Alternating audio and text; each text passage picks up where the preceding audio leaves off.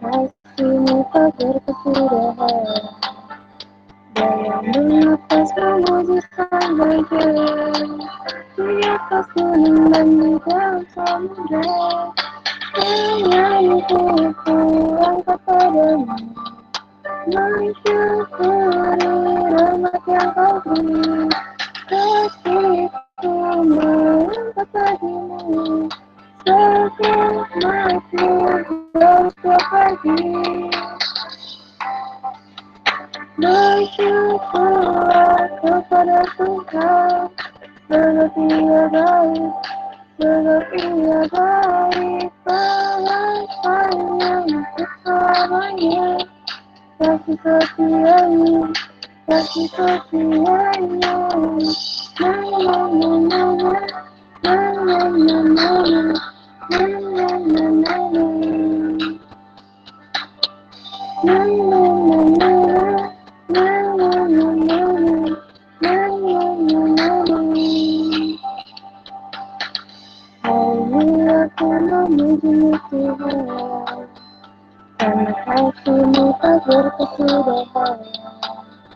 Dalam bernapas memujikan wajah, di atas gunung dan di dalam samudera. Tanganku pulang kepadamu, mensyukuri rahmat yang kau beri. Kasihku mengangkat bagimu, rahmat-Mu baru setiap pagi. Bersyukurlah kepada Tuhan, sebab Ia baik, sebab Ia baik, bahasanya untuk selamanya. Kasih setianya, kasih setianya. Bersyukurlah kepada Tuhan, sebab Ia baik, sebab Ia baik, bahasanya untuk selamanya. Kasih setianya, kasih setianya.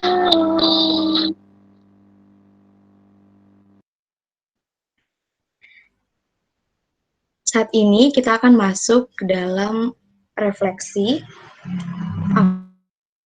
Kita semua untuk mengambil sikap berdoa di tempat masing-masing.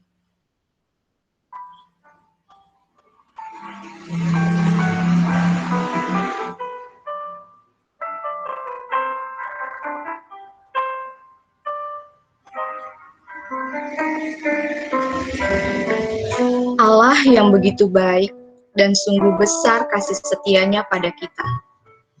Dia selalu menyatakan pertolongan dalam setiap unsur sekecil apapun dalam hidup kita. Namun, seringkali kita merasa nyaman dengan kondisi diri kita sendiri. Merasa bisa mengerjakan semua tanpa harus membangun relasi dengan Allah. Atau terkadang, karena hati kita yang pernah merasa kecewa dengan kehendak Tuhan, seringkali membuat kita tak datang kepada Tuhan. Bahkan, sering juga karena kita malu akan dosa kita merasa tak pantas untuk datang ke hadapan-Nya. Saat ini, aku meminta kita semua, mari kita datang dan menundukkan diri kita. Mari kita mengaku jika selama ini kita masih fokus dan mengandalkan diri sendiri. Bahkan, kita belum memprioritaskan Tuhan dalam hidup kita. Mari berdoa secara pribadi.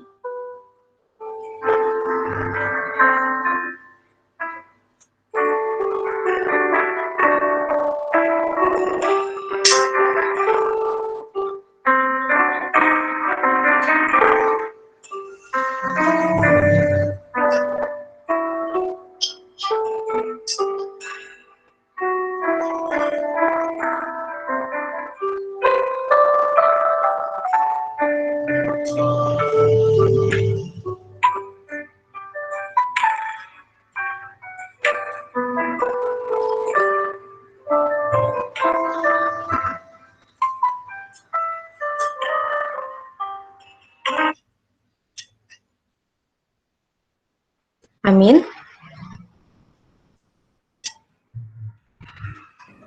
Mari kita semua menyanyikan lagu Seputih Bulu Domba.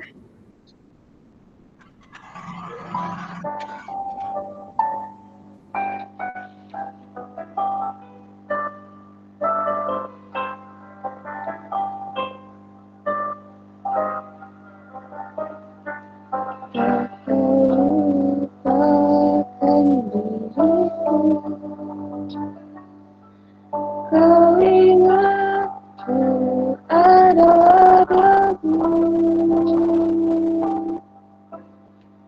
tetapi kau meninggikannya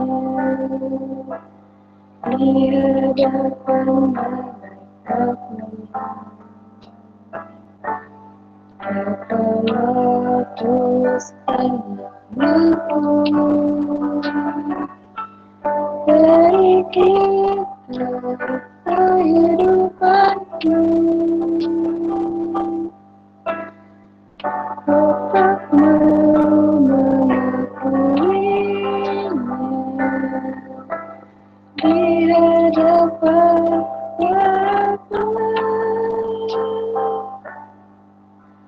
Kaulah yang tiada mengingat lagi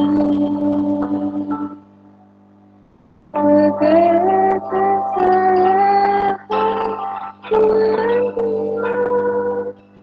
Engkau ampuni.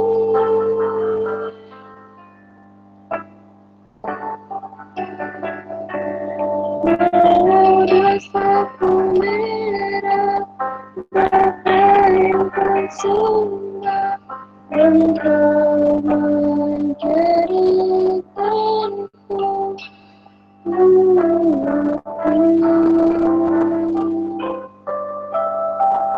seperti bulu domba.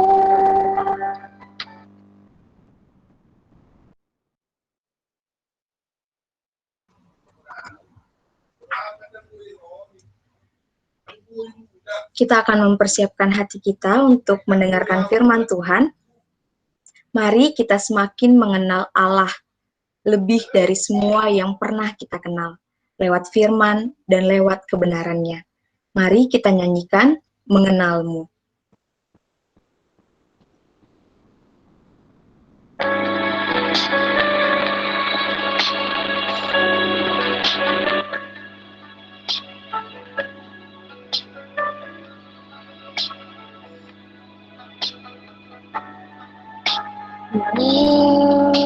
Buka mataku, melihat wajahmu, tersaji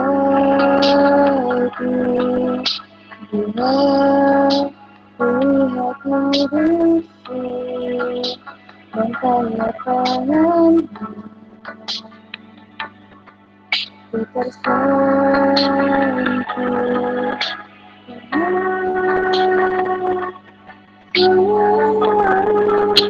Dalam hidupku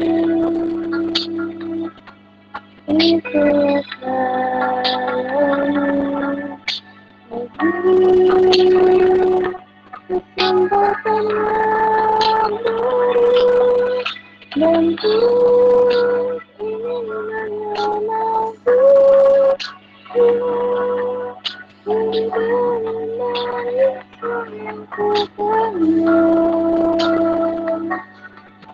Tiada kasih yang mampu tiada untuk menjadi penyebabku.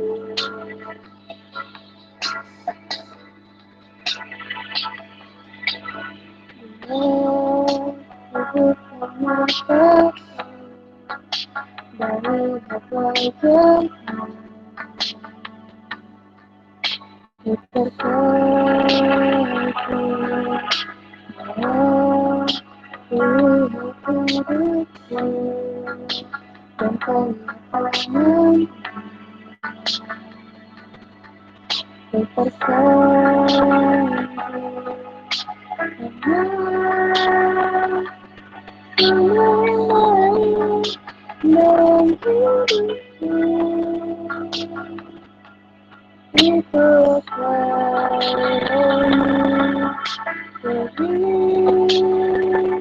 Kesempatan yang baru dan ku ingin melakukan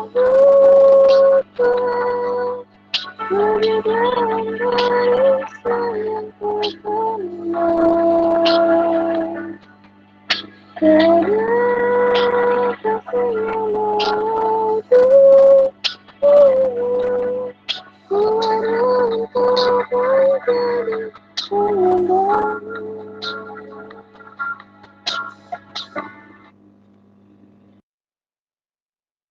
Kepada Kak Debbie kami persilahkan.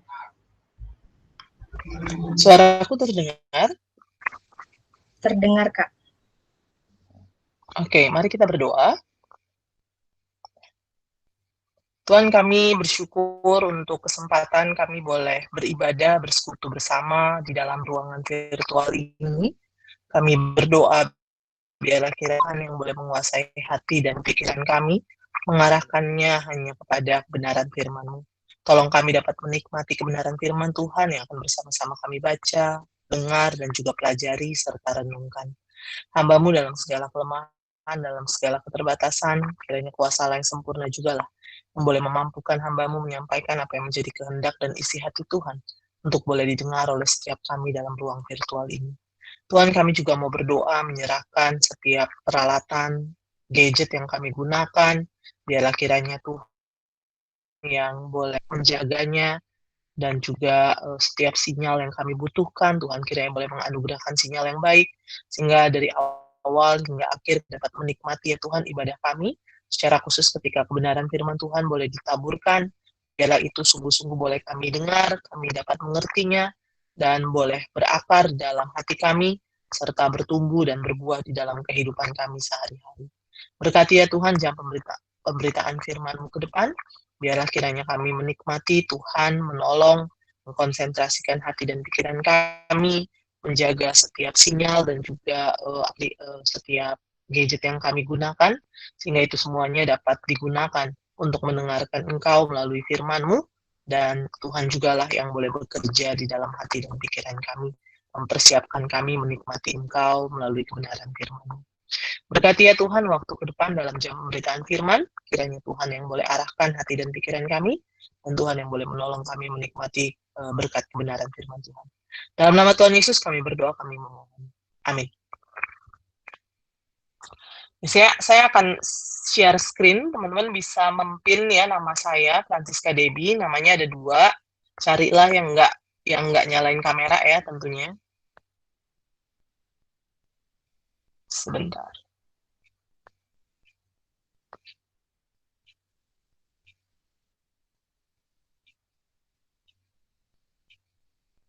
Sorry, salah buka. Sebentar ya teman-teman ya.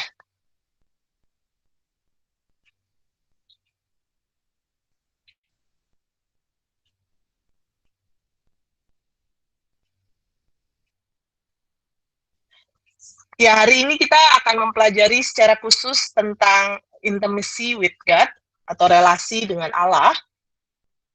Berbicara tentang intimacy itu berarti berbicara tentang relasi. Keintiman dengan Allah, ya. Dalam artian relasi dengan Allah. Nah, teman-teman berbicara tentang relasi, setiap kita pasti memiliki banyak relasi ya. Masing-masing kita memiliki banyak relasi. Nah, biasanya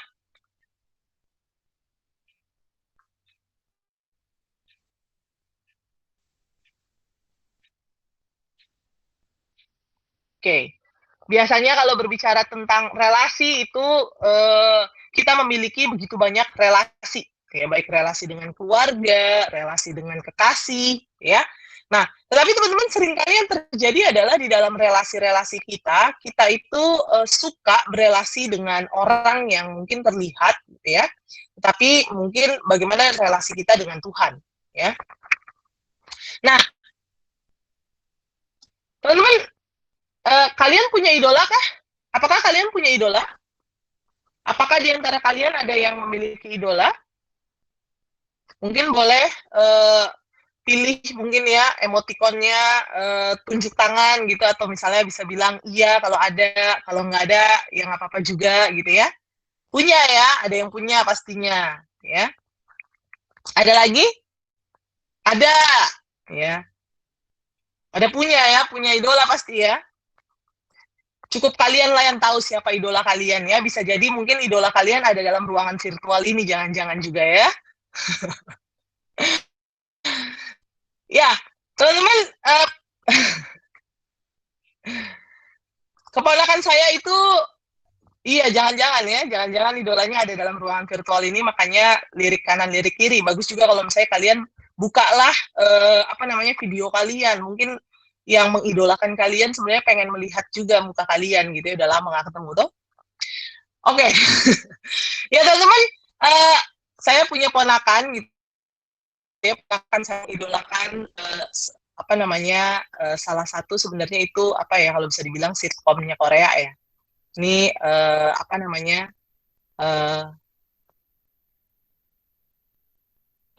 BTS ya, atau Indonesian Idol-nya. Nah, lalu kemudian suatu hari ada satu masa itu sekitar tahun lalu atau 2 tahun yang lalu gitu ya. Nggak salah.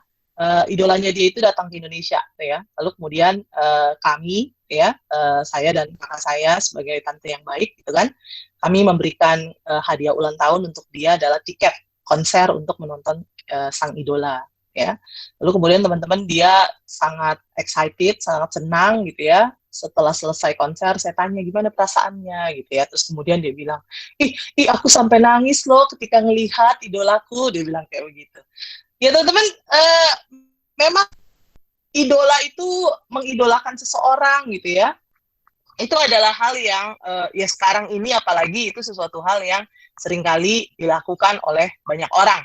Nah, dan seringkali banyak orang yang rela membayar mahal untuk bertemu dengan sang idola. Ya, padahal mungkin bertemunya itu nggak langsung, cuman bisa ngelihat dia dari jauh gitu ya. Nggak benar-benar bisa ketemu tatap muka dan juga bisa ngobrol gitu ya. Tapi cuman bisa ngelihat dia dari jauh, ngelihat dia ngelakuin ini dan itu. But it's okay, karena saya idolakan dia ya. Meskipun cuman bisa lihat dari jauh, nggak apa-apa ya.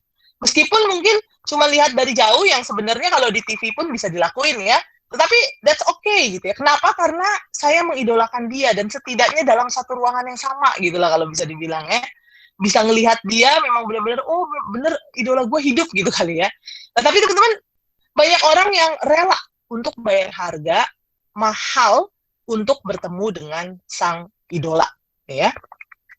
Dan buat mereka itu sesuatu hal biasa saja. Buat mereka itu sesuatu hal yang ya wajar-wajar aja membayar segitu dalam rangka demi untuk bertemu dan melihat sang idola. Nah teman-teman, bukan hanya masalah idola ya, begitu pula juga kalau misalnya teman-teman punya pacar ya. Nah, setiap kita yang punya pacar gitu ya, pasti mau bertemu, berelasi, berkomunikasi, itu hal yang sangat dirindukan. Bahkan mungkin sangat dinanti-nantikan. Apalagi dalam masa-masa pandemi yang udah kurang lebih 7 bulan ini gitu ya. Teman-teman mungkin yang udah punya pacar, cuman bisa ngelihatnya itu melalui video ya, tetapi nggak bisa ketemu tatap muka mungkin. Nah, teman-teman, pasti kalau misalnya mau bertemu dengan orang yang kita kasihi, itu sesuatu hal yang pasti kita rindukan ya, pasti kita nantikan ya. Nggak ada orang yang mengasihi seseorang, punya pacar gitu ya, tapi kemudian dicuekin gitu ya. Ya udahlah, yang penting udah punya pacar gitu. Pasti enggak ya. Pasti ada sekali 2 kali keinginan untuk pengen ketemu, pengen rindu untuk ngobrol bareng. Bahkan kalau ketemu, kalau teleponan, Kalau bisa jangan ditutup teleponnya gitu kali ya. Nah, tapi teman-teman itu sesuatu hal yang juga wajar karena itu bertemu dengan pribadi yang ya kalau bisa dibilang kita menaruh hati lah ya kepadanya ya. Dan juga banyak relasi-relasi lain yang demikian adanya. Kita mau ketemu, kita kangen gitu ya, apalagi mungkin teman-teman yang ngekos ataupun juga teman-teman yang mungkin di Jakarta, keluarganya mungkin di luar kota ya, nggak sulit untuk pulang kampung dalam masa-masa ini. Tujuan bertemu, untuk berjumpa, untuk berelasi.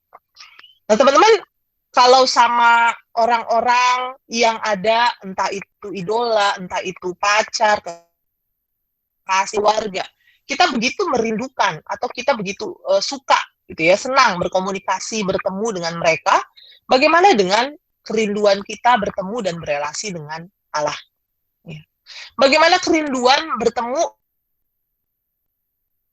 dan berelasi dengan Tuhan? Mungkin ini juga menjadi sebuah apa ya, kalau bisa dibilang refleksi atau evaluasi pribadi kali ya. Gimana selama ini kerinduan kita untuk bertemu dan berelasi dengan Tuhan? Apa yang membuat kita enggan untuk mungkin berelasi dengan Tuhan? Apa yang membuat kita enggan untuk menikmati waktu-waktu bersama dengan Tuhan? Ya.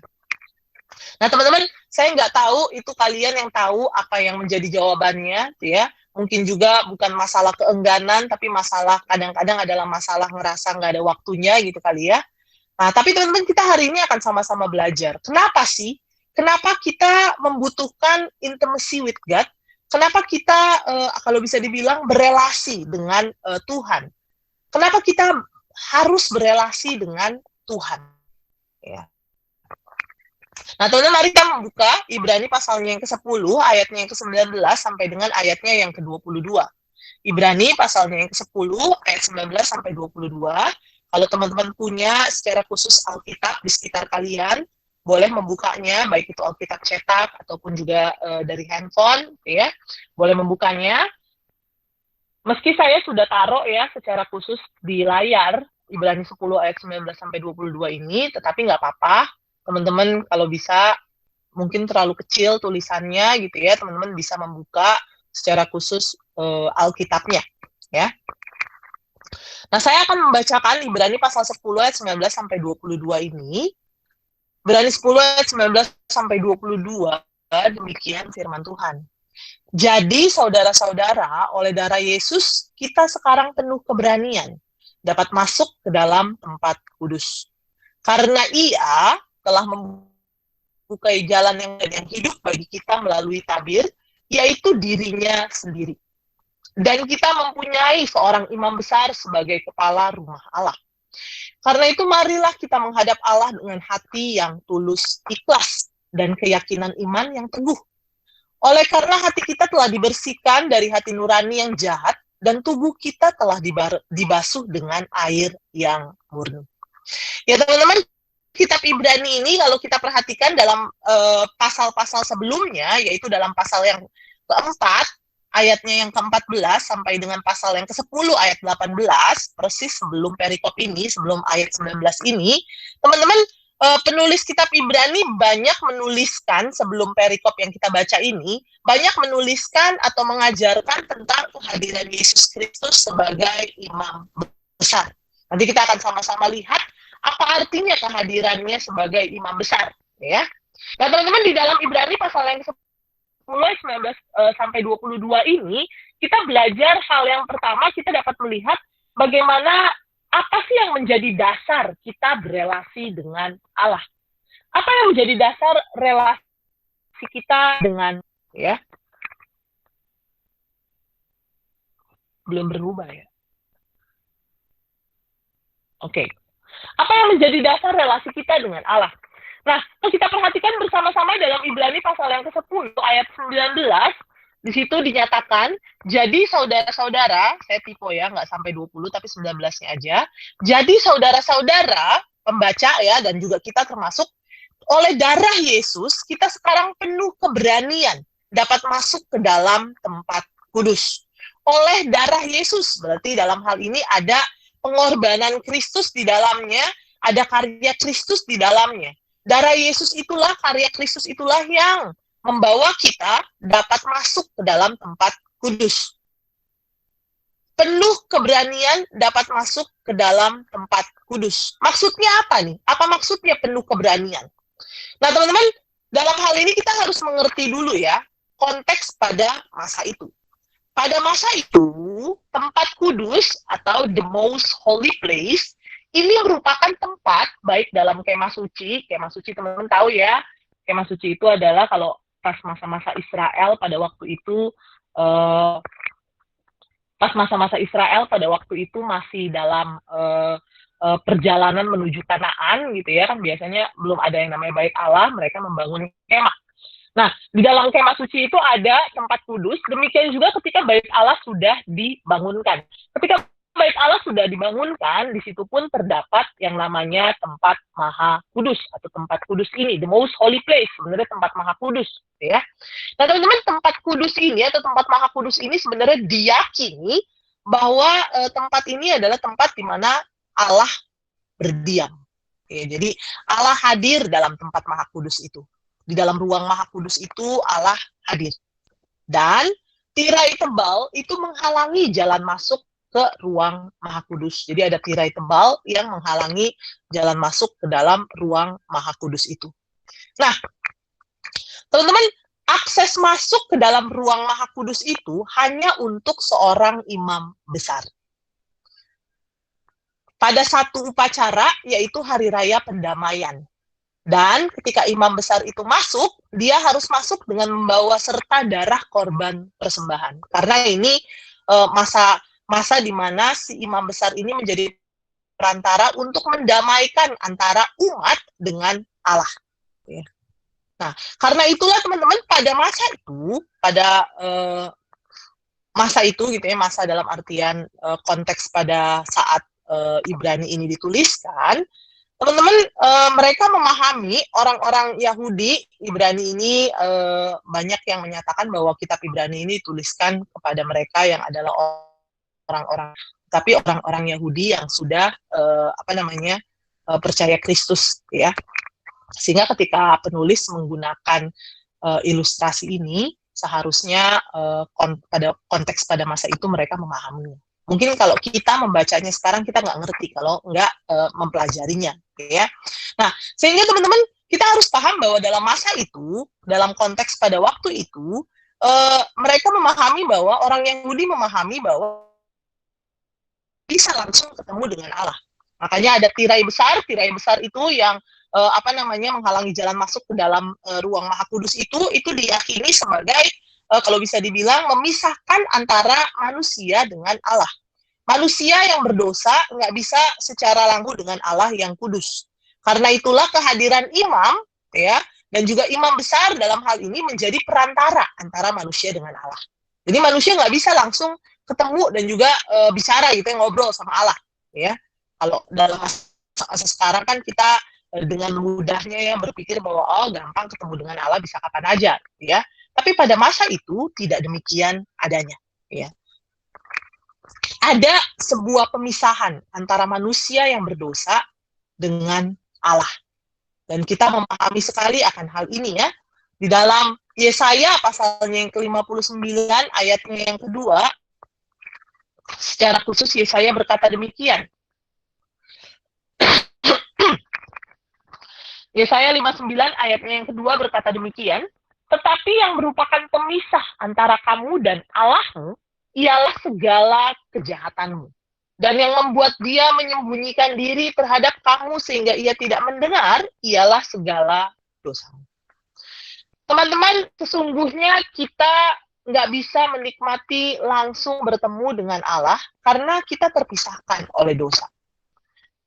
Dari tadi saya udah bilang bahwa dosa kita menghalangi kita untuk berjumpa dengan Allah yang kudus. Dosa memisahkan kita dari Allah yang kudus. Kita nggak bisa berelasi secara pribadi langsung dengan Allah. Kenapa? Karena kita adalah manusia yang berdosa. Dosa memisahkan kita dengan Allah. Jadi teman-teman, sesungguhnya dalam konteks pada masa itu, dan juga dalam konteks sekarang sebenarnya, dosa itu membuat kita nggak bisa berelasi secara langsung dengan Allah. Namun, demikian, ya, manusia berdosa tidak dapat bersatu dengan Allah yang kudus. Oleh karena itu, kita dapat Nah, teman-teman, oleh karena itu, untuk kita bisa akhirnya berelasi dengan Allah, maka harus ada korban pendamaian. Harus ada darah yang dicurahkan, dan itulah darah Kristus. Tadi kita udah bilang ya bahwa di dalam di dalam Ibrani 10 ayat 19 itu dibilang oleh darah Yesus. Darah Yesus itu menjadi korban persembahan satu kali untuk selama-lamanya, sehingga kita dapat datang kepada Allah. Seperti sekarang, kita dapat datang berelasi dengan Allah sebagaimana kita dapat lakukan saat ini. Apa yang Yesus lakukan melalui karyanya di atas kayu salib? Ya. Di dalam pasalnya yang ke-20 sampai 21 dinyatakan begini ya. Karena ia, Kristus, telah membuka jalan yang baru dan yang hidup bagi kita melalui tabir, yaitu dirinya sendiri. Dan kita mempunyai seorang imam besar sebagai kepala rumah Allah. Nah, teman-teman, untuk dapat memahami apa sih artinya imam besar, teman-teman, kalau teman-teman punya kamus Alkitab ya, saya nggak taruh di sini, tapi kalau teman-teman punya ada Alkitab cetak, lalu kemudian kalian buka paling belakang, di situ ada kamus Alkitab. Dalam kamus Alkitab di situ ada, carilah kata imam besar atau imam agung atau imam besar. Nah, di situ dijelaskan, saya bacakan apa sih yang menjadi, kalau bisa dibilang, tugas dari imam besar ini ya. Saya bacakan. Harun dan keturunannya dan kemudian Zadok memegang jabatan utama dalam kebaktian korban di Israel. Dalam perjanjian baru, imam agung adalah imam Yahudi yang paling agung, paling tinggi kedudukannya. Ia mengetuai mahkamah agama untuk masa jabatan 1 tahun. Sekali setahun, ia, si imam besar ini, memasuki tempat maha kudus dari bait Allah untuk mempersembahkan korban pendamaian untuk dosa seluruh umat. Jadi bagaimana dosa umat diampuni supaya umat dapat datang kepada Allah, yaitu dengan mempersembahkan korban pendamaian, ya. Dan itu harus diperantarai oleh imam, nggak bisa kita umat sendiri datang. Nah, tetapi teman-teman menarik, di dalam kamus dinyatakan Kristus itu adalah imam besar yang satu kali untuk selamanya mempersembahkan dirinya sendiri sebagai korban untuk umatnya. Jadi menarik bahwa kehadiran Kristus ini kayak satu paket lengkap ya. Satu paket lengkap, dia ini memberikan dirinya untuk mati di atas kayu salib, menjadi korban penebusan bagi kita, pendamaian untuk relasi kita dengan Allah. Tapi dia juga menjadi imam yang menjadi perantara antara kita dengan Allah. Sehingga ketika kita datang kepada Allah, kita nggak perlu lagi antara imam, kita datang dengan Kristus. Ketika kita datang kepada Allah, kita nggak perlu lagi membawa korban, karena Kristus sudah menjadi korban satu kali untuk selamanya bagi pendamaian kita, bagi pendamaian dosa-dosa kita, untuk membawa kita berelasi dengan Allah. Yesus telah membuka tabir, tirai melalui kematiannya. Dalam Matius 27 ayat 51, kalau teman-teman nanti bisa baca gitu ya, ini adalah waktu atau saat di mana menceritakan di mana Yesus mati, dan ketika Yesus mati, tabir bait Allah itu terbelah dua. Tabir dalam hal ini tuh tirai yang tadi, tirai yang memisahkan antara tempat kudus dengan ruangan lain. Ya, tirai yang memisahkan antara tempat maha kudus tadi dengan ruangan lain itu terbelah dua. Teman-teman, ini mau menyatakan bahwa karya Kristus menebus kita dari dosa, mati di atas kayu salib, itu memperbaiki relasi kita dengan Allah. Relasi kita yang rusak dengan Allah, yang tadinya kita nggak bisa datang kepada Allah karena ada tirai besar itu yang menghalangi kita berjumpa dengan Allah. Dan harus ada perantara imam untuk kita bisa bertemu dengan Allah. Maka teman-teman, kematian Kristus membuka itu semua. Kematian Kristus membuka itu semua. Tabir bait Allah terkoyak dua. ya, rusak, ya, terkoyak. Bukan begini, tapi begini, karena tabirnya itu sangat tebal dari atas sampai bawah, membuat tempat Maha Kudus itu sama sekali nggak bisa dilihat, sehingga ketika tabir terkoyak, gitu ya, itu mau memperlihatkan bahwa melalui kematian Kristus, Allah berkenan untuk berelasi dengan manusia. Allah berkenan untuk ditemui manusia. Karya Kristus menebus kita dari dosa, memperbaiki relasi kita yang rusak dengan Allah. Kristus, dia menjadi imam besar yang akhirnya memungkinkan kita yang berdosa ini dapat berelasi dengan Allah yang kudus. Kita dapat datang kepada Allah karena Kristus mati bagi kita. Kita dapat datang kepada Allah karena Kristus hadir dalam kehidupan kita. Kita dapat datang kepada Allah karena Kristus. Karena Kristus telah mati bagi kita dan memberikan kepada kita akses untuk dapat berelasi dengan Allah. Maka teman-teman, marilah kita menghadap Allah dengan hati yang tulus ikhlas, keyakinan iman yang teguh, oleh karena hati kita telah dibersihkan dari hati nurani yang jahat dan tubuh kita telah dibasuh dengan air yang murni. Teman-teman, mari kita menghadap Allah. Tadi kita bilang bahwa untuk demi bertemu lah ya dengan idola, kita seringkali ada yang rela membayar mahal untuk bisa berkomunikasi, berelasi dengan mungkin pacar juga pastinya butuh pulsa gitu ya, butuh apa namanya ya, pulsa lah ya, butuh biaya gitu ya. Nah teman-teman, untuk kita bisa berelasi dengan Allah itu nggak gratis teman-teman. Jangan salah ya. Kadang-kadang ada yang bilang bahwa oh enak banget ya orang Kristen itu apa namanya gratis gitu ya, keselamatan itu gratis. Teman-teman, enggak. Untuk kita bisa berelasi dengan Allah itu enggak gratis. Harganya enggak murah. Enggak gratis berarti ya bayar, tapi harga bayarannya pun enggak murah teman-teman. Harganya itu sangat mahal. Saking mahalnya kita nggak sanggup untuk bayar. Makanya kita dikasih secara cuma-cuma. Dan itulah anugerah Tuhan. Baik. Ilustrasinya mungkin kayak misalnya kalian mau beli sebuah mobil mahal, mobil mewah, ya. Tapi kalian nggak punya duit. Ya. Lalu kemudian mungkin ada papa kalian ngelihat, wah saya ini butuh mobil gitu ya. Lalu kemudian yang dilakukan adalah papamu membeli mobil tersebut untukmu. Tapi teman-teman, ketika dibelikan mobil itu bukan berarti papamu itu nggak bayar kan? Bayar juga, tapi pakai uangnya. Dikasih ke kamu tuh nggak gratis, bayar. Tetapi kamunya menerima dengan cuma-cuma.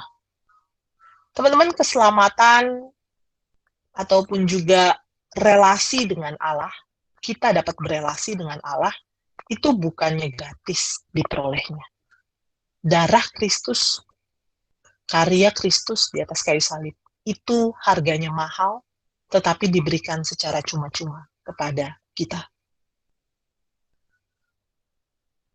Jadi, bisa berelasi dengan Allah itu nggak murah ya teman-teman ya. Hanya saja kita dianugerahkan secara cuma-cuma. Nah, karena itu teman-teman, seharusnya kalau kita mengerti akan hal ini, kita mengerti bagaimana pengorbanan Kristus di atas kayu salib, darahnya yang tercurah itu memberikan kepada kita kesempatan, membukakan akses untuk kita bisa berelasi dengan Allah. Teman-teman, kalau kita mengerti dan memahami akan hal ini, seharusnya kita nggak menyia-nyiakan anugerah Allah dalam Kristus. Harusnya kita nggak menyia-nyiakan anugerah Allah yang memberikan kepada kita sebuah kesempatan untuk berelasi dengannya. Kalau kita mau bayar harga untuk berelasi ataupun juga bertemu, berkomunikasi dengan sang idola yang mungkin ngomong pun nggak bisa gitu ya. Kalau kita rela untuk bayar pulsa ya, untuk bisa komunikasi dalam masa kayak begini dengan sang pacar, teman-teman, kenapa kita yang diberikan gratis nggak usah bayar gitu ya? Karena sudah dibayarkan oleh Kristus. Kenapa kita nggak mau melakukannya. Kenapa kita seringkali menyia-nyiakan anugerah Allah ini? Apakah karena saking gratisnya maka kita sia-siakan? Ya, teman-teman ingatlah bahwa ini nggak gratis, harganya itu mahal banget, tapi kita diberikan secara cuma-cuma. Karena itu mari kita tidak menyia-nyiakan anugerah Allah. Anugerah Allah yang membukakan tabir untuk kita bisa berelasi dengan Allah. Anugerah Allah yang memberikan kepada kita kesempatan untuk dapat menikmati waktu-waktu bersama dengan Tuhan. Teman-teman, mari mensyukuri kesempatan yang diberikan untuk kita dapat berelasi dengannya. Dan mari memberikan waktu kita untuk berelasi dengan Allah. Bukan kita yang, kalau bisa dibilang bukan kita yang memperjuangkan berelasi dengan Allah. Enggak. Tuhan yang telah terlebih dahulu inisiatif memperjuangkan relasi kita dengannya. Ya. Tuhan yang terlebih dahulu inisiatif memperjuangkan relasi kita dengannya. Kalau dipikir-pikir, saking sayangnya Tuhan ya sama kita ya. Tuhan pengen banget untuk berelasi dengan kita. Tapi manusia nggak bisa dengan caranya sendiri berelasi dengan Allah. Karena itu Kristus dikaruniakan. Agar kita dapat berelasi dengan Allah. Agar Allah dapat berelasi dengan kita. Bukankah ini seharusnya kalau kita pahami, kita mengerti gitu ya. Bukankah ini seharusnya suatu hal yang harusnya kita syukuri. Gitu ya. Kita syukuri, bukannya kita sia-siakan. Teman-teman mengetahui akan hal ini, bagaimana seharusnya respon kita. Kalau kita tahu bahwa bisa ketemu dengan Allah, bisa berelasi dengan Allah, itu adalah sebuah anugerah yang luar biasa. Anugerah yang mahal, tapi diberikan secara cuma-cuma. Teman-teman, bagaimana respon kita seharusnya? Teman-teman, ini hal yang pertama tentunya ya. Mari kita belajar untuk menyisihkan waktu untuk berelasi dengan Tuhan secara pribadi. Menyisihkan waktu, bukan menyisakan. Beda antara sisih dan sisa. Teman-teman lebih suka disisihkan atau disisain? Ya. Tentunya kita lebih suka disisihkan ya. Kalau disisain itu kan kesannya kayak beli pizza untuk 10 orang, lalu kemudian 9 orangnya udah pada makan, lalu kemudian demi si satu orang ini makan, ya udah disisihin aja, pinggir aja, ya. Atau disisihin dagingnya juga bisa satu aja gitu kali ya. Disisain bisa juga dagingnya gitu ya. Tapi kalau disisihkan, ya kita memang niat untuk ngasih. Disisihkan berarti kita memang merencanakan untuk memberikan. Disisain ya kalau ada dikasih, kalau nggak ada ya udah. Itu sisa. Karena itu, teman-teman, kalau kita mengerti anugerah Allah yang luar biasa, mengorbankan dirinya untuk membawa kita memiliki relasi dengan Allah, seharusnya respon kita adalah menyisihkan waktu. Menyisihkan waktu untuk berelasi dengan Tuhan secara pribadi. Sisihkanlah waktumu. Dalam satu hari sisihkan waktu. Tuhan nggak pernah minta kamu menyisihkan waktu 1 kali 24 jam gitu ya. 7 kali 24 jam gitu ya. Jadi selama 1 minggu benar-benar kita cuman di dalam kamar gitu ya, baca firman, berdoa. Tuhan nggak minta begitu, teman-teman. Tuhan nggak minta kita secara 7 kali 24 jam baca firman dan doa aja kerjanya. Tidak. Tapi Tuhan merindukan kita menyisihkan waktu dari 24 jam yang Tuhan berikan. Menyisihkan waktu untuk apa? Untuk berelasi dengan dia. Berelasinya tuh ngapain, teman-teman? Ya tentunya dalam waktu teduh kita berelasi. Berelasi itu ngapain sih? Berelasi berarti di dalamnya ada komunikasi. Ya. Karena itulah kita membaca firman Tuhan. Karena melalui firman Allah berkomunikasi kepada kita. Di dalam komunikasi kepada Allah. Ya. Di dalam doa pun Allah juga berkomunikasi kepada kita. Jadi relasinya itu menjadi relasi yang intim ketika kita di dalamnya bisa berkomunikasi. Teman-teman, nikmatilah waktu teduh itu bukan menjadi waktu yang kewajiban jadinya membebankan, memberatkan gitu ya. Tapi teman-teman lihatlah waktu teduh itu sebagai waktu yang dinanti-nantikan untuk, wah saya mau ketemu Tuhan, saya mau tanya Tuhan, saya mau dengar Tuhan ngomong apa sama saya. Jadikanlah waktu teduh itu sebagai waktu yang demikian, teman-teman. Sehingga waktu teduh tidak menjadi sebuah waktu yang membebani kita. Ya. Aduh, harus bangun pagi saat teduh. Males banget deh. Aduh, harus buka firman ya. Harus baca firman ya. Harus berdoa ya. Teman-teman, kalau kita melihatnya sebagai beban, kalau kita melihatnya sebagai sesuatu hal yang tidak menarik, maka teman-teman, disitulah kita miss the point tentang waktu teduh atau saat teduh. Saat teduh seharusnya menjadi waktu di mana yang kita nanti-nantikan untuk kita berelasi dengan Allah. Sebagaimana kalau kita perhatikan ya, mari kita buka. Coba kita buka di dalam Markus pasalnya yang pertama. Ini nanti teman-teman yang mungkin juga adik-adik yang nanti akan masuk dalam kelompok kecil kita akan mempelajari lebih jauh ya. Tapi coba kita lihat dalam Markus pasalnya yang pertama. Saya akan membacakan saja. Markus pasalnya yang pertama ya, di dalam ayatnya yang ke-35. Markus 1 ayat 35 berkata demikian, teman-teman. Pagi-pagi benar waktu hari masih gelap. Ia di sini Yesus bangun dan pergi keluar. Ia pergi ke tempat yang sunyi dan berdoa di sana. Teman-teman, kalau teman-teman nanti boleh belajari gitu ya Markus pasalnya yang pertama ya, maka teman-teman di dalam ayat-ayat sebelum ayat 35, kita akan melihat bagaimana hari Yesus itu sangat full di hari sebelumnya. Hari Yesus itu sangat full dari pagi sampai dengan bahkan malam, bahkan kalau kita lihat tengah malam. Ya. Tetapi menarik bahwa dinyatakan dalam ayat yang ke-35 pasalnya yang pertama, pagi-pagi benar, waktu hari masih gelap.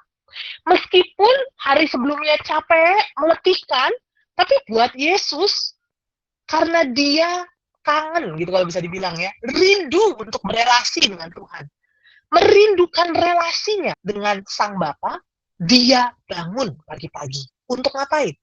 Untuk berdoa, teman-teman. Untuk berelasi dengan Sang Bapa. Teman-teman, kalau saat teduh menjadi waktu di mana kita sangat merindukannya, waktu di mana kita sangat-sangat menginginkannya, ketemu dengan Tuhan, bisa ketemu dengan Tuhan, yeay, gitu ya. Maka teman-teman, kita mungkin menjadi orang-orang yang menyia-nyiakannya. Mungkin sama perasaannya kayak gini kali ya. Kalau saya dulu waktu saya kuliah, ini waktu saya kuliah sih ya. Waktu saya kuliah, kalau besok itu ada yang namanya ujian, gitu ya. Dalam rangka saya belajar, saya rela bangun pagi-pagi, teman-teman. Untuk apa? Karena saya harus belajar. Untuk ujian. Sebegitu pentingnya ujian itu, sehingga saya rela untuk bangun pagi demi belajar. Nah, teman-teman, seharusnya sebegitu pentingnya relasi dengan Tuhan, kita rela bangun pagi-pagi untuk ngapain? Ya, untuk saat teduh. Untuk waktu teduh. Sehingga pertanyaannya, apakah Tuhan sungguh-sungguh adalah prioritas dalam hidup kita? Apakah Tuhan sungguh-sungguh penting dalam kehidupan kita? Sehingga kita begitu merindukan untuk bertemu dengannya. Sehingga kita begitu ingin untuk ketemu dengan Tuhan. Sebagaimana Kristus rindu, rela untuk bertemu dengan Sang Bapa. Teman-teman, prioritas kehidupan kita akan terlihat ya, dari bagaimana kita menggunakan waktu kita. Prioritas hidup kita akan terlihat dari penggunaan waktu kita. Bagaimana kita menggunakan waktu kita, itu akan sangat-sangat memperlihatkan mana yang menjadi prioritas dalam hidup kita. Ya. Kayak saya tadi ya, waktu saya kuliah gitu ya, seringkali bangun pagi itu untuk belajar. Kenapa? Karena prioritas hidup saya berarti adalah pada waktu itu adalah studi. Ya. Atau ketika saya SMA, ya berarti prioritas hidup saya adalah studi. Ya. Nah teman-teman, prioritas hidup kita akan terlihat dari bagaimana kita menggunakan waktu kita. Berapa banyak kamu menggunakan waktumu untuk bertemu dengan Tuhan, atau waktumu digunakan lebih banyak untuk ini ya, games, sosmed, drakor, ya, ataupun Netflix dan lain sebagainya.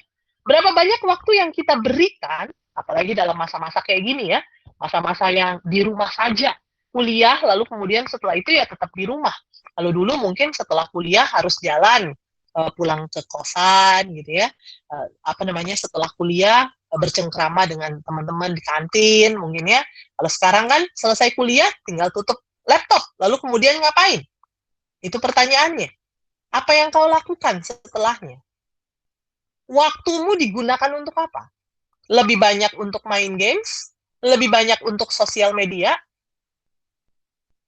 Lebih banyak untuk nonton?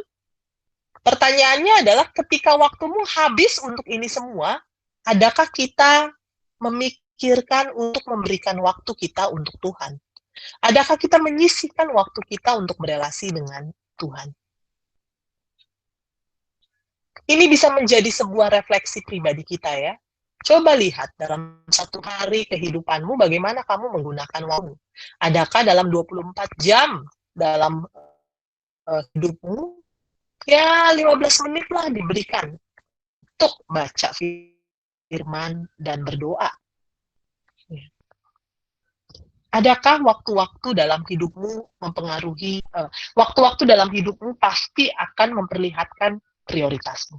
Pertanyaannya adalah apakah waktu-waktu dalam hidupmu kau berikan untuk berelasi dengan Tuhan? Untuk membaca firman? Adakah waktu yang engkau sisihkan untuk baca firman, untuk berdoa, untuk menikmati mungkin ibadah gereja, persekutuan? Adakah waktu yang diberikan untuk berelasi dengan Tuhan? Nah, teman-teman, tentu saja dalam hal ini, ya, tentu saja dalam hal ini berelasi dengan Tuhan itu bukan hanya ketika kita bersaat teduh.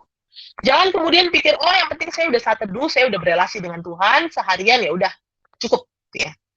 Teman-teman, salah satu wujud kita berelasi dengan Tuhan adalah melalui saat teduh. Itu jelas. Tapi ingat, relasi dengan Tuhan nampak juga saat firman Tuhan dan doa itu jadi bagian dalam hidup kita. Maksudnya gimana?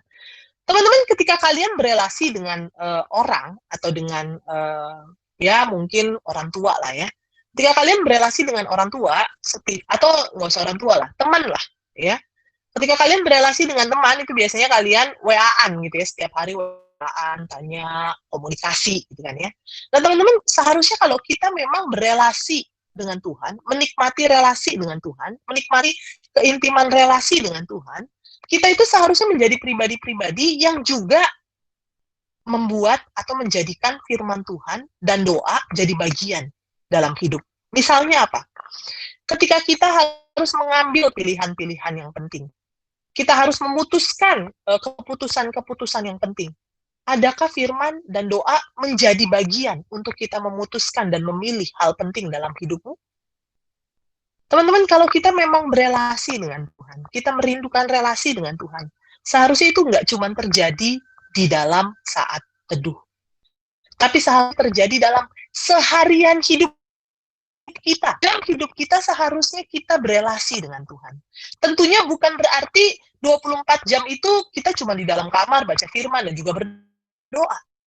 Tidak. Tapi ketika kita melakukan studi kita, apakah di dalam studi kita juga berelasi dengan Tuhan? Ketika kita ujian, apakah ketika kita ujian, kita juga berelasi dengan Tuhan? Ketika kita nggak tahu gitu ya, aduh Tuhan ini jawabannya, atau ketika ada jawaban yang kita nggak tahu, adakah kita juga berelasi dengan Tuhan? Ya, Tuhan ini jawabannya apa ya? Tolong dong aku Tuhan. Ataukah ketika kita ujian, nggak tahu jawaban, lalu kemudian kita langsung mikir, siapa teman saya yang tahu ya? Teman-teman, relasi dengan Tuhan seharusnya nampak ketika kita itu punya kerinduan untuk terus tanya kepada Tuhan. Terus mengingat firman Tuhan yang saya baca hari ini apa. Firman Tuhan mengenai hal ini apa. Bahkan teman-teman, berelasi dengan Tuhan seharusnya nampak dalam hari-hari di mana kita mungkin hal-hal yang sepele, ya. Kayak misalnya dalam konteks kehidupan ya, ini contoh lah dalam konteks kehidupan kita. Kalau misalnya kita mau, misalnya aja lah, waktu yang ada kita mau pakai untuk baca buku. Pernah nggak kita tanya baca buku apa ya Tuhan? Ataukah kita lihat buku, ya udah ambil aja. Teman-teman, seharusnya dalam hal-hal yang sangat simple sekalipun kita pikir itu sederhana, simple, tapi seharusnya disitulah kita juga melibatkan Tuhan. Di situ juga kita berelasi dengan Tuhan. Kita seharusnya menganggap gitu ya, oke, Tuhan mungkin tidak dapat kita lihat, tetapi teman-teman bukan berarti Tuhan, kita tidak bisa berelasi dengan Tuhan hari lepas hari. Kita bisa berelasi dengan Tuhan. Kita bisa bertanya kepada Tuhan, Tuhan, buku mana yang harus saya baca hari ini? Tuhan, saya harus, kalau misalnya teman-teman mungkin PKK atau pengurus gitu ya, teman-teman juga bisa bertanya, Tuhan, kira-kira AKK mana yang saya harus kontak? Jemaat mana ya yang harus saya kontak misalnya hari ini? Jadi teman-teman, berelasi dalam hal ini saya mau bilang bahwa berelasi dengan Tuhan itu tidak terbatas hanya pada saat teduh. Saat teduh, waktu teduh, di mana kita membaca firman, berdoa, itu menjadi waktu yang sangat-sangat penting untuk kita berelasi dengan Tuhan. Tapi ingat, kalau kita cuma saat teduh kemudian dilupain gitu ya, firmannya dilupain, lalu kemudian semuanya dilupain sepanjang hari, teman-teman, berarti kita cuma berelasi dengan Tuhan di saat teduh doang. Padahal relasi dengan Tuhan seharusnya mewarnai sepanjang hidup kita, sepanjang hari kita. Sepanjang hari ini, seharusnya kita berelasi dengan Tuhan. Dengan cara apa? Bertanya ketika mau memilih sesuatu. Bertanya ketika mau melakukan sesuatu. Terus-menerus mengingat firman Tuhan yang saya baca hari ini apa. Firman Tuhan yang saya dengarkan hari ini apa. Teman-teman, berelasi dengan Tuhan itu seharusnya sama. Kayak kita berelasi dengan teman kita. Kebayang nggak kalau misalnya kamu berelasi dengan temanmu cerita sesuatu beberapa hari yang lalu. Lalu kemudian dia tanya lagi, lu inget nggak cerita gua hari yang lalu? Lalu kemudian kita bingung, yang mana ya ceritanya ya? Pasti kan teman kita pastinya agak-agak ngerasa, nih orang dengerin cerita gue atau enggak? Nah teman-teman, berelasi dengan Tuhan tuh sesederhananya kayak begitu. 2 hari yang lalu firman Tuhan bicara begini, lalu kemudian mungkin hari ini ya kita mendapatkan situasi dan kondisi sebagaimana firman Tuhan 2 hari yang lalu. Dan kita ingat, dan itu kita aplikasikan. Kalaupun kita nggak ingat, Tuhan ingat. Itulah berelasi dengan Tuhan. Jadi sepanjang hari dalam 24 jam hidup kita, seharusnya kita berelasi dengan Tuhan. Bukan berelasi dengan cara, ngerti ya tadi ya, bukan berelasi dalam artian selama 24 jam tuh kita cuma baca firman dan juga berdoa. Nggak belajar, nggak kuliah, nggak bantu orang tua. Bukan begitu teman-teman. Tetapi bagaimana dalam 24 jam hidup kita, firman Tuhan dan doa mewarnai kehidupan kita. Firman Tuhan dan doa menjadi bagian utama dalam kehidupan kita. Ya. Apa-apa tanya Tuhan, gitu kali ya. Apa-apa mengingat firman Tuhan bicara apa. Ya. Jadi relasi Tuhan itu seharusnya tidak hanya terbatas pada saat teduh, waktu teduh. Tetapi dalam sepanjang hidup 24 jam. Teman-teman seharusnya hidup kita diwarnai oleh relasi kita dengan Allah. Semoga teman-teman memahami akan hal ini, sehingga kita nggak cuma jadi orang-orang pribadi-pribadi yang puas, yang penting saya udah saat teduh. Seharusnya, ingat ya, saat teduh penting. Tapi seharusnya bagaimana saat teduh itu, relasimu dengan Tuhan itu mewarnai sepanjang hidup dari hari ke sehari. Disitulah relasi dengan Tuhan. Relasi dengan Tuhan memungkinkan kita untuk cerita apa aja kepada Tuhan. Kita pikir sepele. Bahkan hal-hal yang mungkin kita pikir, ini gue diketawain kalau cerita sama teman. Tapi nggak apa-apa. Sama Tuhan, Tuhan gak akan ketawain. Saya bisa cerita apa saja kepada Tuhan. Saya bisa cerita apa saja yang Tuhan pasti dengarkan. Ya. Sehingga teman-teman, biarlah kiranya berelasi dengan Tuhan ini menjadi sebuah kerinduan. Kerinduan untuk bertemu, kerinduan untuk berkomunikasi. Kalau kita mengasihi Dia, kita pasti akan memperjuangkan relasi kita dengan Tuhan. Biarlah kiranya kebenaran Tuhan hari ini juga menolong kita untuk memperjuangkan relasi kita dengan Allah. Bukan hanya memperjuangkan dalam waktu-waktu teduh, tapi juga dalam sepanjang kehidupan kita. 24 jam dalam hidup kita, biarlah kiranya kita berelasi dengan Tuhan. Tanya Tuhan, ingat apa yang Tuhan inginkan. Relasi dengan Tuhan jaga dalam 24 jam kehidupan kita, hari lepas hari. Biar kiranya kita terus punya kerinduan untuk berelasi dengan Tuhan. Mari kita berdoa. Tuhan, terima kasih banyak untuk kebenaran firman-Mu hari ini yang mengingatkan kami bahwa Tuhan sendirilah yang telah berinisiatif dan membayar harga mahal agar kami dapat berelasi denganmu. Karena itu biarlah kiranya anugerah Allah yang luar biasa itu tidak kami sia-siakan. Tolong kami dapat terus-menerus memperjuangkan relasi yang intim dengan Tuhan, baik melalui waktu-waktu teduh kami, membaca firman ketika kami berdoa, maupun juga di dalam keseharian hidup kami. Biarlah kiranya ya Tuhan, kami dapat menikmati relasi dengan Tuhan ketika kami menjalani hidup kami hari lepas hari. Hamba-Mu telah selesai berbicara, biarlah kiranya Roh Kudus yang boleh terus bekerja, menguasai hati dan pikiran setiap kami yang mendengarkan, sehingga benih kebenaran firman Tuhan itu boleh sungguh-sungguh berakar, bertumbuh dan berbuah nyata dalam kehidupan setiap kami. Taruhkanlah ke dalam hati kami ya Tuhan kerinduan untuk terus-menerus berelasi dengan Tuhan. Di dalam firman, di dalam doa, di dalam waktu-waktu teduh, bahkan di dalam keseluruhan hidup kami. Biarlah kiranya kami boleh terus-menerus menikmati waktu-waktu di mana kami bisa berelasi dengan Engkau. Inilah doa dan permohonan kami di hadapan-Mu ya Tuhan. Kami bersyukur di dalam nama Tuhan Yesus. Amin.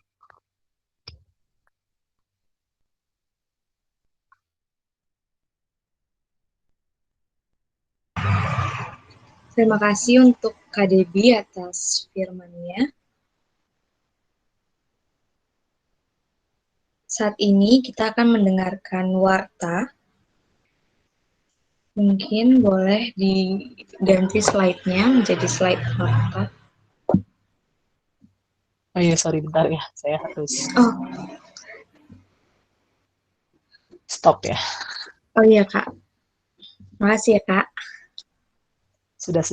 Sorry ya.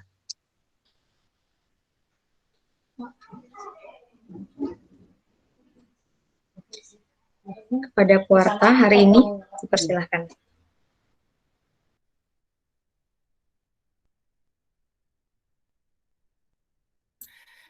Shalom teman-teman, apakah suaraku kedengaran dengan jelas?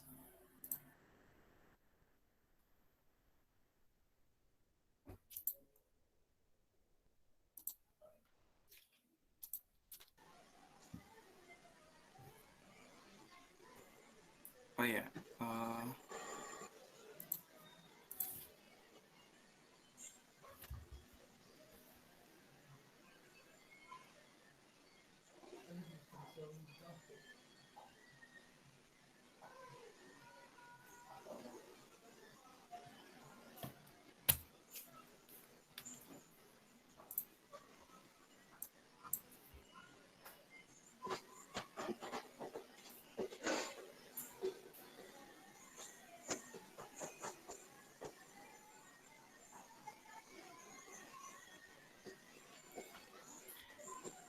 Oh ya, teman-teman. Apakah sekarang sudah kedengaran? Sudah, Purim. Oh ya, untuk warta hari ini, untuk pelayan ibu hari ini, pembicara ada Kak Debbie, kemudian MC dan pendoa syafaat nanti ada Astri 59, kemudian untuk singer ada Evelyn dari angkatan 61. Untuk pelayanan teman-teman semua dan Kak Debbie kami ucapkan terima kasih. Aku ngajak teman-teman juga untuk bisa mengucapkan terima kasih untuk pelayanan Kak Debbie dan teman-teman hari ini di room chat di Google Meet hari ini. Kami ucapkan terima kasih kepada kakak dan teman-teman yang sudah mau melayani di Ibadah PJ hari ini.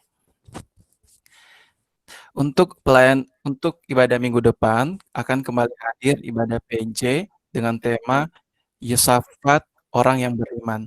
Khusus untuk ibadah PJ minggu depan, ibadah akan kita laksanakan pada pukul 17 karena kita akan melaksanakan ujian pada pagi harinya. Jadi ibadahnya akan kita geser ke jam 5. Jadi semoga kiranya meskipun di jam 5 sore, teman-teman tetap boleh hadir dan tidak menjadi halangan bagi teman-teman untuk boleh bersekutu. Untuk pembicara minggu depan ada Bang Niko, dan untuk link ibadah akan dilaksanakan di tempat yang sama di bit.ly/pj online STIS. Mengajak teman-teman juga untuk boleh mengundang dan mengajak teman-teman untuk boleh hadir di ibadah PJ minggu depan. Slide berikutnya. Kami juga mengajak teman-teman untuk boleh ikut memberi saran dalam perbaikan maupun dalam evaluasi PJ online minggu ini. Teman-teman dapat mengisi form evaluasi PJ di bit.ly/evaluasi PJ online. Nanti setelah ibadah hari ini, mungkin teman-teman bisa mengisi terlebih dahulu form evaluasi PJ untuk perbaikan dan evaluasi PJ dalam minggu-minggu ke depan. Selanjutnya, mengingatkan kembali juga untuk angkatan 62 yang belum mengisi form database. Kami mengajak teman-teman untuk boleh kembali mengisi, dan mungkin teman-teman 62 mengetahui ada teman yang lain belum mengisi, mungkin bisa diajak untuk mengisi form database yang telah disebar di grup angkatan teman-teman. Selanjutnya, dari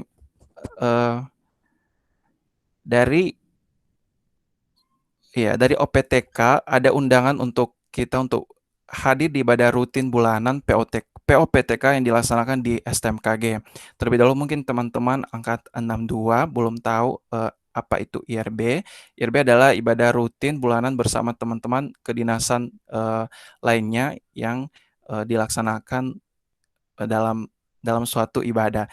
Kemudian untuk ibadah bulan ini akan dilaksanakan di STMKG. Jadi mengajak teman-teman yang mau berkenan hadir di Sabtu 24 Oktober 2020 pukul 17 WIB dengan pembicara Kak Amho untuk boleh mengisi link registrasi di bit.ly/IRB PKS STMKG.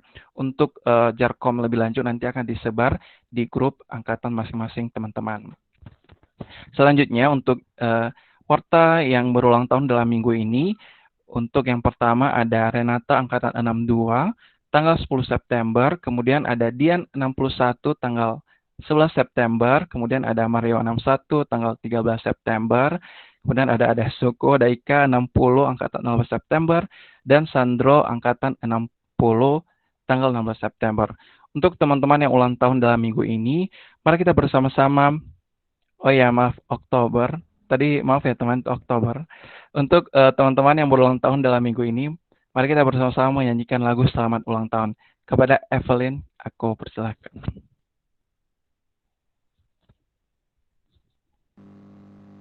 Selamat ulang tahun, kami ucapkan padamu. Selamat hari jadi, Tuhan Yesus memberkati. Kami selalu berdoa agar kau tetap setia pada Yesus Kristus, Tuhan dan Raja kita. Kami mengucap syukur, Tuhan yang pimpin langkahmu. Padamu Renata, padamu Dian, padamu Mario, padamu Kak Ika, padamu Sandro. Selamat ulang tahun. Selamat ulang tahun teman-teman, Tuhan Yesus memberkati.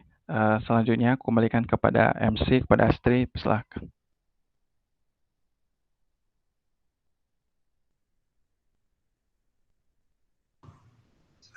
Baik, setelah ini kita akan masuk ke dalam persekutuan doa.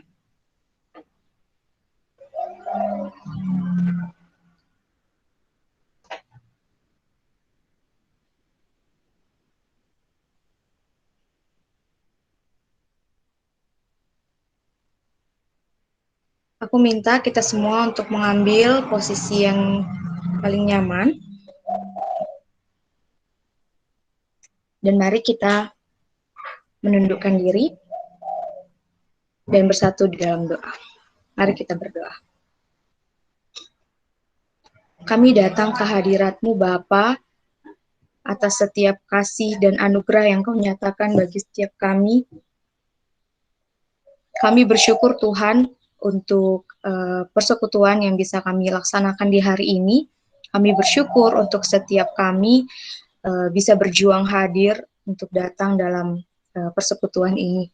Kami juga bersyukur Tuhan untuk setiap komunitas yang memampukan komunitas yang ada di kampus kami sehingga memampukan kami untuk bisa melaksanakan persekutuan Jumat secara online di hari ini.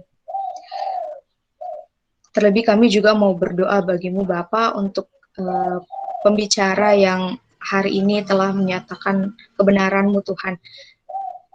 Kami bersyukur Tuhan ketika pelayanan hari ini yang bisa Kak Debbie sampaikan bagi kami, bisa menegur kami, bisa kembali mengingatkan kami bahwa kami harus terus membangun relasi denganmu, bukan karena itu adalah hal yang murahan, tapi karena Engkau yang telah menyediakan itu semua bagi kami, sehingga layaklah kami untuk bisa datang ke hadirat-Mu dan bisa membangun relasi bersamamu.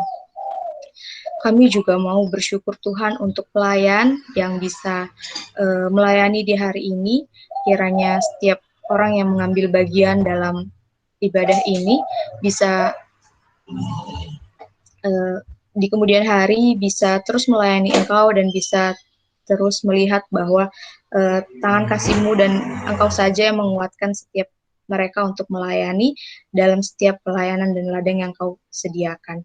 Kami juga mau berdoa Tuhan untuk teman-teman kami yang berulang tahun di minggu ini, kiranya setiap berkat dan kasih penyertaan-Mu serta ucapan syukur dan terima kasih dari setiap pribadi, lepas pribadi bisa Kau saja Tuhan yang tambahkan, dan juga Kau yang mampukan mereka untuk bisa terus menikmati di usia mereka yang bertambah di minggu ini. Kami juga mau bersyukur Tuhan untuk persekutuan Jumat yang bisa kami laksanakan di hari ini. Kami tahu Tuhan banyak kekurangan yang mungkin harus kami perbaiki untuk kedepannya. Kiranya Kau yang mampukan setiap pengurus dan setiap kami bisa peka untuk terus memperbaiki hal-hal baik bagi ibadah kami di kedepannya. Dan kami mau kembali bersyukur dan berterima kasih Tuhan di tengah kondisi saat ini kami harus melaksanakan perkuliahan jarak jauh. Kami bersyukur ketika minggu ini bisa menjadi minggu terakhir bagi kami sebelum kami melaksanakan UTS. Kami mau bawa supaya setiap hal yang menjadi pembelajaran kami dalam 7 minggu ini untuk tingkat 2, 3, dan 4 bisa membantu kami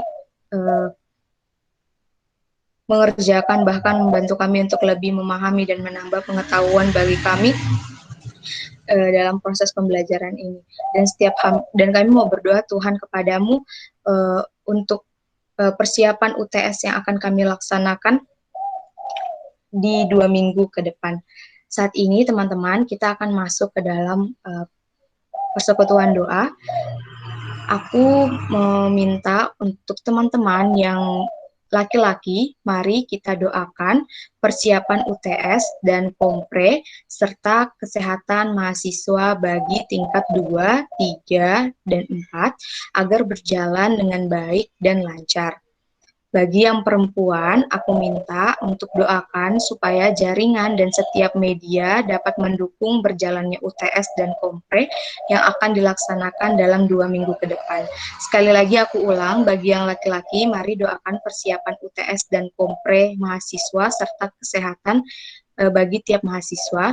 Dan untuk yang perempuan, mari doakan untuk jaringan dan media yang digunakan untuk mendukung berjalannya UTS dan kompre.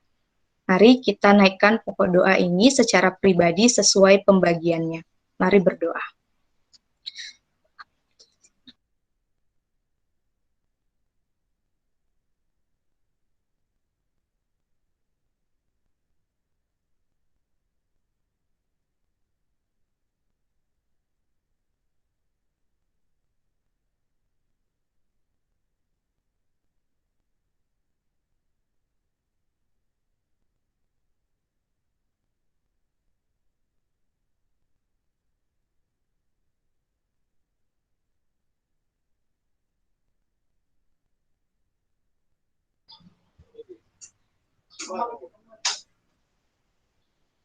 Kami sungguh bersyukur Tuhan untuk segala persiapan yang bisa hingga saat ini kami lakukan. Kami bersyukur untuk persiapan UTS dan juga persiapan kompre yang bisa dilakukan bagi mahasiswa tingkat 2, 3, dan 4. Kami juga mau berdoa Tuhan untuk perkuliahan bagi tingkat 1 di mana minggu ini adalah minggu kedua bagi mereka.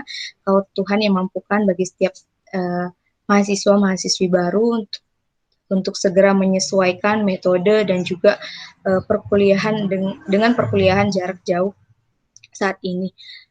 Saat ini aku juga meminta teman-teman, kita akan mendoakan untuk persiapan soal dan bagian teknis yang akan dilaksanakan di kampus. Saat ini aku meminta bagi teman-teman yang lahir di tanggal ganjil, mari doakan untuk dosen dan dalam mempersiapkan soal UTS dan persiapan soal kompre, serta segala teknis soal yang akan menjadi metode ujian supaya bisa mengambil keputusan terbaik untuk UTS di tahun ini. Dan bagi teman-teman yang lahir di tanggal genap, mari doakan bagi Civitas Akademika yang mengambil bagian dalam ujian kali ini, supaya bisa memastikan segala teknis agar terlaksana dengan baik, mulai dari penguploadan soal supaya tersampaikan bagi mahasiswa dalam Google Classroom hingga pengumpulan hasil ujian. Aku ulangi, untuk teman-teman yang lahir di tanggal ganjil, mari doakan untuk dosen dalam mempersiapkan soal UTS dan persiapan soal kompre, bagaimana teknis dan metode ujian supaya bisa mengambil keputusan terbaik. Untuk teman-teman yang lahir di tanggal genap, mari doakan setiap Civitas Akademika yang mengambil bagian dalam segala teknis yang akan dilaksanakan dalam penguploadan soal maupun dalam pengumpulan ujian supaya bisa berjalan dengan baik. Mari kita naikkan pokok doa ini secara pribadi sesuai pembagiannya. Mari berdoa.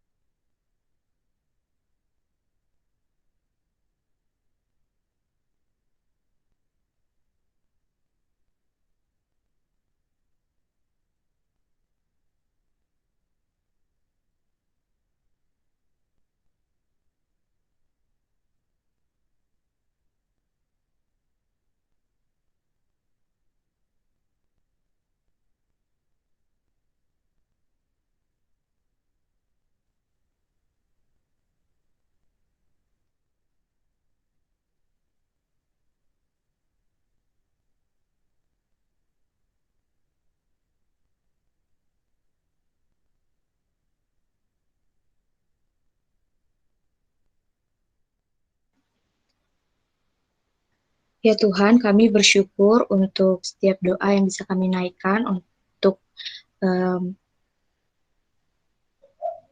persiapan soal UTS dan juga untuk segala hal yang mungkin mendukung bagi keberlangsungannya UTS supaya bisa tersampaikan bagi mahasiswa dan juga bisa dan mahasiswa juga bisa mengumpulkan hasilnya dengan baik.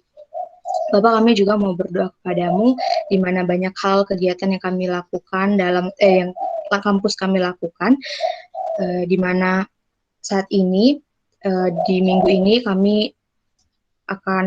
melakukan pemilihan ketua SEMA dan juga telah berlangsungnya wisuda bagi kakak-kakak dan teman kami angkatan 58 D4 dan juga angkatan 59 D3. Untuk itu kami mau naikkan kepadamu juga Tuhan atas setiap hal yang menjadi aktivitas kami di minggu ini. Di tengah perkuliahan kami pun masih banyak disibukkan dengan soal-soal bahkan kepanitiaan dan juga UKM serta hal-hal lain yang mendorong kami untuk terus mengerjakannya Tuhan, tapi kiranya Tuhan namamu saja yang dipermuliakan, kiranya setiap kami pun terus menampakkan diri dan menampakkan relasi kami di hadapan-Mu dalam setiap aktivitas yang kami lakukan dalam perkuliahan ini.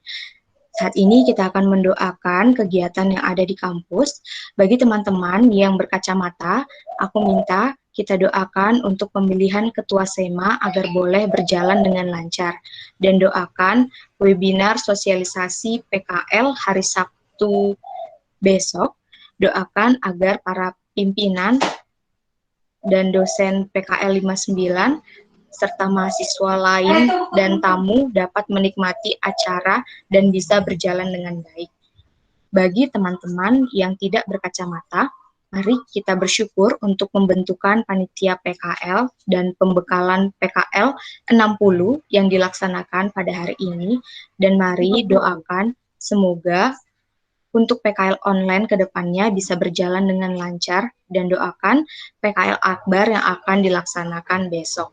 Aku ulangi, bagi teman-teman yang berkacamata, mari doakan pemilihan ketua SEMA, dan mari doakan webinar sosialisasi PKL 59 yang akan dilaksanakan besok. Untuk teman-teman yang tidak berkacamata, mari bersyukur untuk pembentukan panitia PKL dan pembekalan PKL 60, dan doakan semoga PKL online yang dilaksanakan angkatan 60 ke depannya bisa berjalan dengan lancar, dan juga doakan PKL Akbar yang akan dilaksanakan besok. Mari kita naikkan pokok doa ini secara pribadi sesuai pembagiannya. Mari berdoa.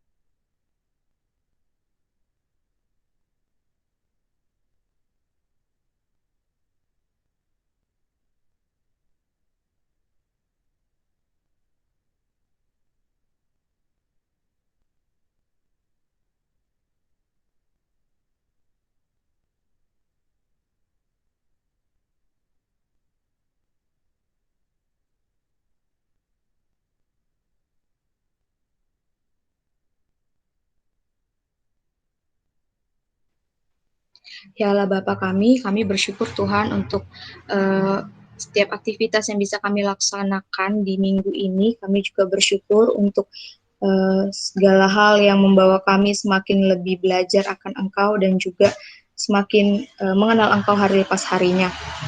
Bapak, saat ini juga kami akan menaikkan pokok doa bagi bangsa dan negara kami, juga bagi kakak alumni kami.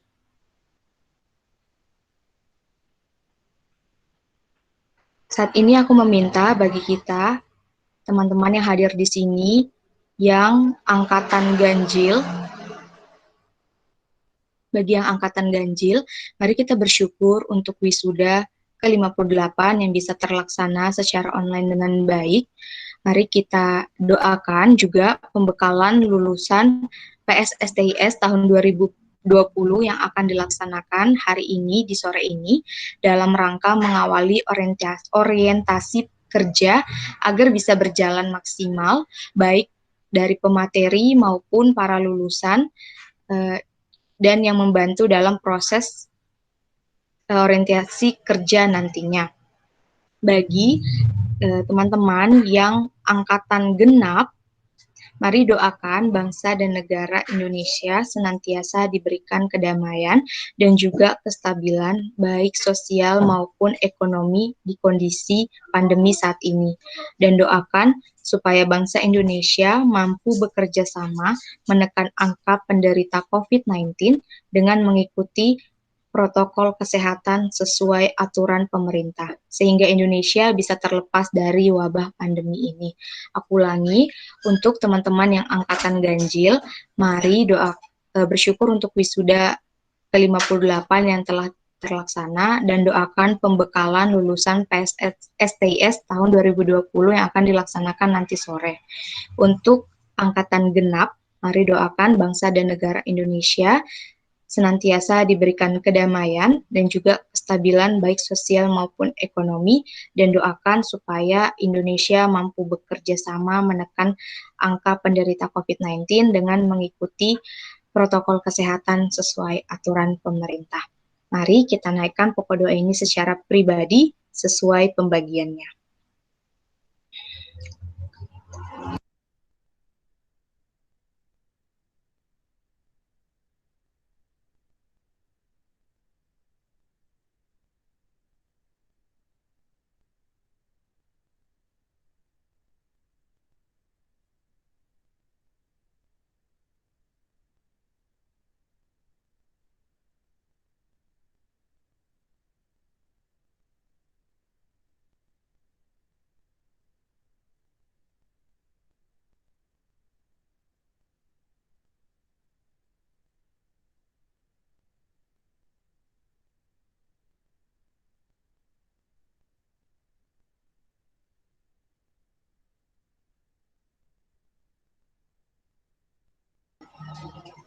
Puji syukur kami kembali naikkan kehadirat-Mu Bapa.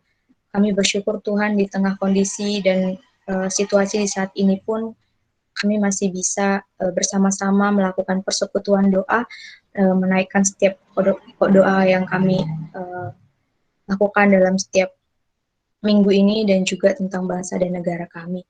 Kami bersyukur Tuhan untuk itu dan kami juga mau meminta kepadamu Tuhan, Kau saja yang sediakan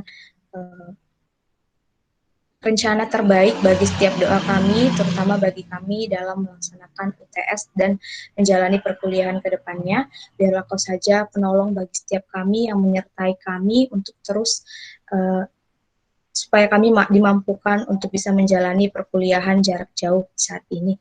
Kami juga mau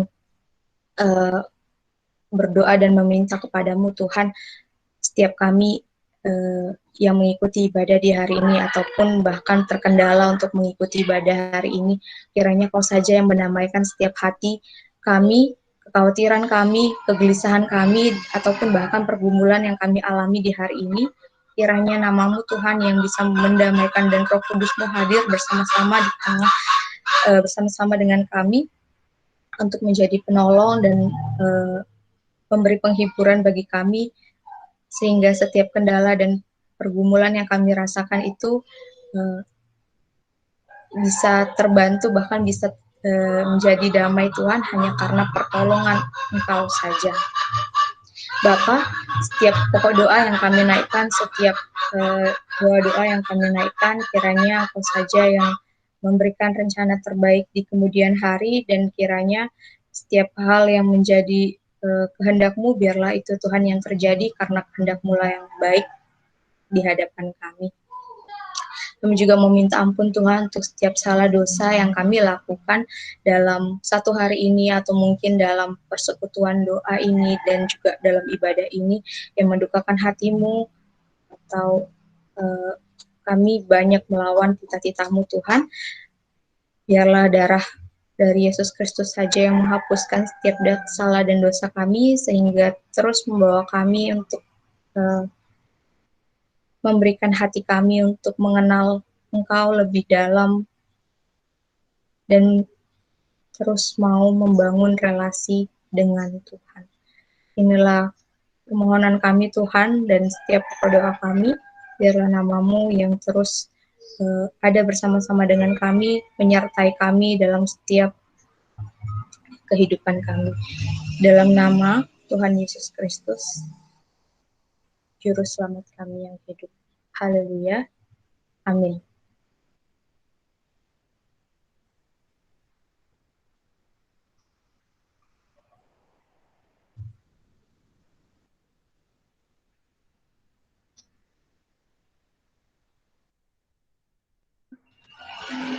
Baik teman-teman, dalam Kolose 3 ayat 16, hendaklah perkataan Kristus diam dengan segala kekayaannya di antara kamu, sehingga kamu dengan segala hikmat mengajar dan menegur seorang akan yang lain, dan sambil menyanyikan mazmur dan puji-pujian dan nyanyian rohani. Kamu mengucap syukur kepada Allah di dalam hatimu. Aku mengajak kita semua dari setiap firman dan kebenaran firman yang telah kita dengar di hari ini. Mari kita berkomitmen untuk setiap hari makin mengenal Kristus dengan membangun relasi kepadanya, merenungkan firman-Nya, dan menampakkan pada sesama apa yang kita dapatkan dan dan kita aplikasikan dalam segala unsur kehidupan kita. Itu semua hanya untuk menyenangkan hatinya. Mari kita nyanyikan Aku Mengasihi Engkau. Pada Evelyn, dipersilahkan.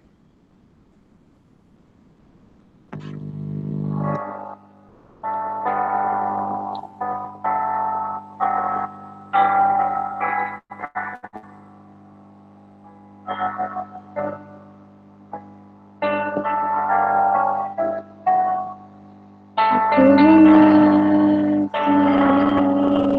Engkau, Yesus, dengan segenap hatiku. Aku mengasihi Engkau, Yesus, dengan segenap jiwaku. Renungkan firman-Mu siang dan malam, ku pegang tentang-Mu dan ku lakukan. Engkau tahu ya Tuhan, tujuan hidupku, hanyalah aku menyenangkan hatimu. Dengan segenap hatiku, aku mengasihi Engkau, Yesus, dengan segenap jiwaku. Kurenungkan firman-Mu siang dan malam, ku pegang tentang-Mu dan ku lakukan. Engkau tahu ya Tuhan, tujuan hidupku, hanyalah untuk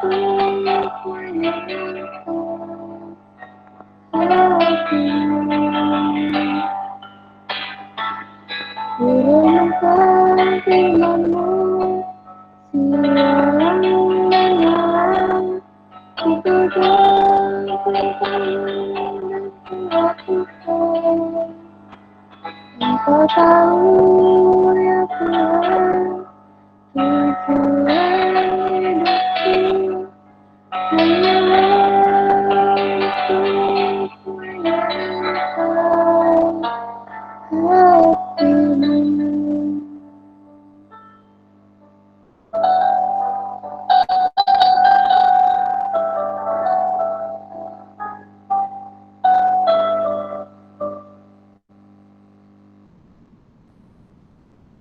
Selanjutnya kita akan masuk ke dalam doa penutup.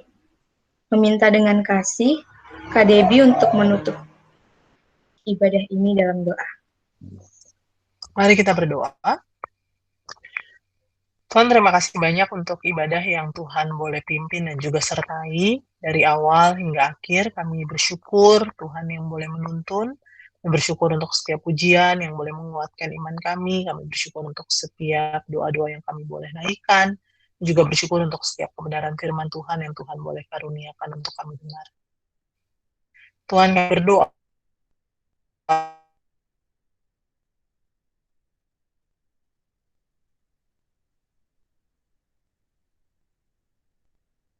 kesempatan untuk kami dapat berelasi dengan Tuhan yang Tuhan telah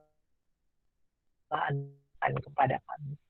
Di dalam nama Tuhan kami Yesus Kristus, Tuhan dan yang hidup, kami berdoa, kami bersyukur untuk persekutuan kami. Kami menyerahkan diri kami masing-masing. Kiranya sepanjang hari ini pun dapat menjadi hari di mana kami dapat menikmati relasi dengan Tuhan, dan menjadi hari di mana kami menjadi berkat dan juga memuliakan nama-Mu. Dalam nama Tuhan Yesus kami berdoa, kami bersyukur. Amin. Terima kasih Kak Debbie. Ibadah kita telah selesai. Aku meminta teman-teman untuk mengambil saat teduh secara pribadi.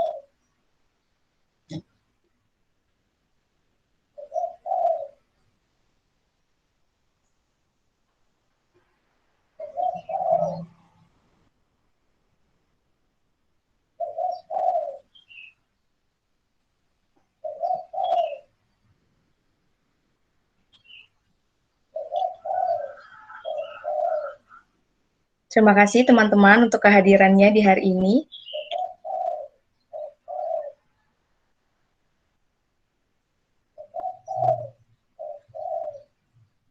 Kiranya firman hari ini memberkati teman-teman. Selamat hari Jumat, Tuhan Yesus memberkati. Shalom. Dan semangat untuk UTS dan komprenya bagi tingkat 2, 3, dan 4. Semangat. Selamat hari Jumat.